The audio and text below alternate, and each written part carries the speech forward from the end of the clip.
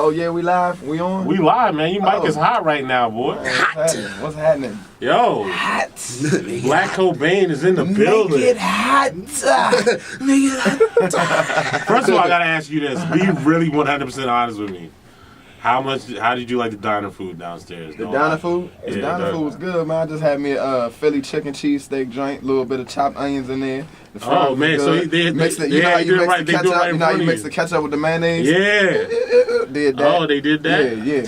Okay, so I can eat there probably like twice a week and be satisfied. Breakfast, lunch, and dinner. When I was on campus at the dorms, I was eating there every damn day. Yeah. I you ever party at UMD before? No, we need to. Yeah, we need to. I got you. I'm gonna plug you on that. Need to. Because we had a party here last week. Remember we came up here one time? We was in that little. Did you come with me? Dang, I came to a party one time, but it was a long time ago. You know what I'm saying? Nothing popped off. It wasn't. I ain't had too much fun. Oh wow, that's a turn down. You like that's what I'm partying? saying. I'm trying to. Do I like partying? Yeah. Somewhat. I think being in rap has ruined it a little bit. How so? Explain that.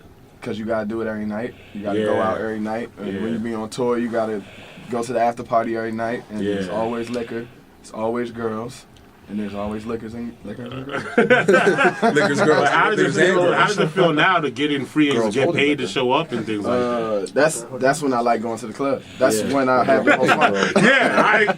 That seems very understandable. That's when I like going to the club. When it's some money and a couple bottles, I'm there. So are you with that whole Drake philosophy where he's like, man, I don't party, I'm trying to work and record and write, so I'm hot. You know. I think you have to be in that mentality. Okay. It's too much music coming out, and people's attention span is too short. Yeah. So if you ain't consistently making music, then you gonna be a thought. Not a thought. We can't speak on thoughts if you want to, but we'll get to that later. It's whatever. We talk about everything on the Hip Hop Corner. We like to have fun. Now you're gonna be a thought, but you gotta stay working. You gotta keep working. You gotta invest in your craft. You know what I mean? You gotta get better. You gotta be better. You always have to put out better work. That's what the consumer wants. So if people don't know, you were signed by Wale. No, never. Well, wow. As people don't know. Oh, okay. I never had no paperwork. Oh, so what's the relationship? That's the homie. Okay. What do you think drew you to him, and what do you think still draws people to your music? I can actually rap. I think that's a very good point. I think that's what it was. Like when we in the studio together, it's competition.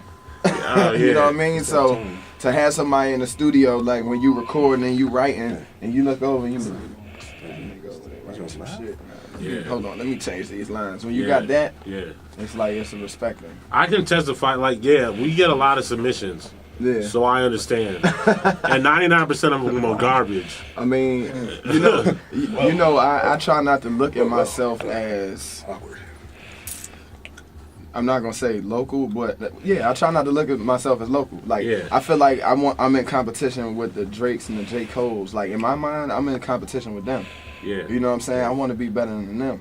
I wanna make records that's can stand the time. That's why, on this particular project, I opened up more about what was going on in my life. And I feel like when you putting people through real situations and real problems and things that you endured, you can touch the people better that way.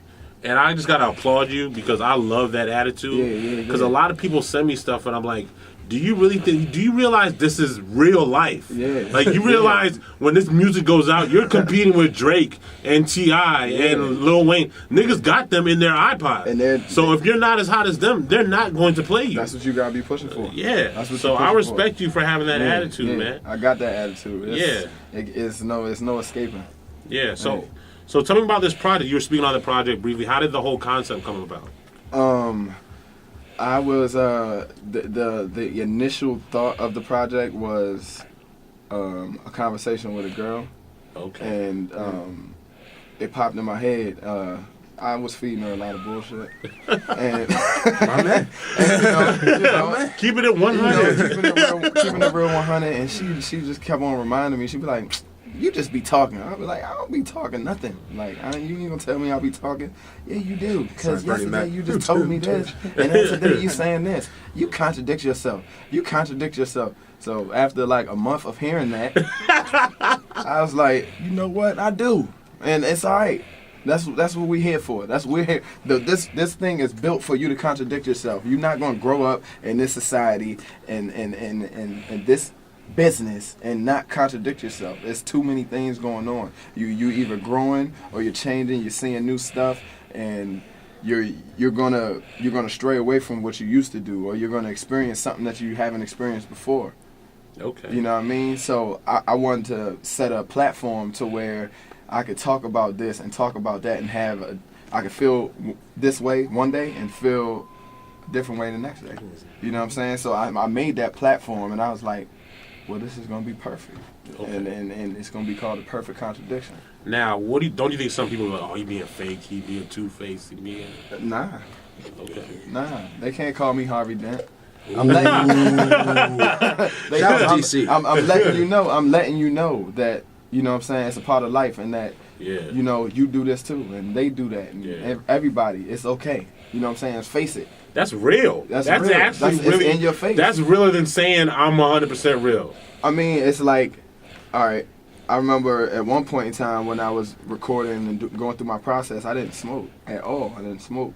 Yeah. You know what I mean? And now I have a habit where, you know, I have to have a J when I roll up to the studio. Okay. Or I'm not, you know what I'm saying? I don't feel as inspired. Yeah. You know what I'm saying? So these records that are on this project, I was under the influence of marijuana. Oh, we got to hear these records. All right, go ahead. You know, but at first I wasn't doing that. So that's a contradiction. Are you still in that phase right now? Yeah, I'm in that phase very much so. You think you'll be there for a while? Or? Yeah, for right now. Yeah, it just helps me deal with the bullshit and stress and all that. So, you know, it get me on my level.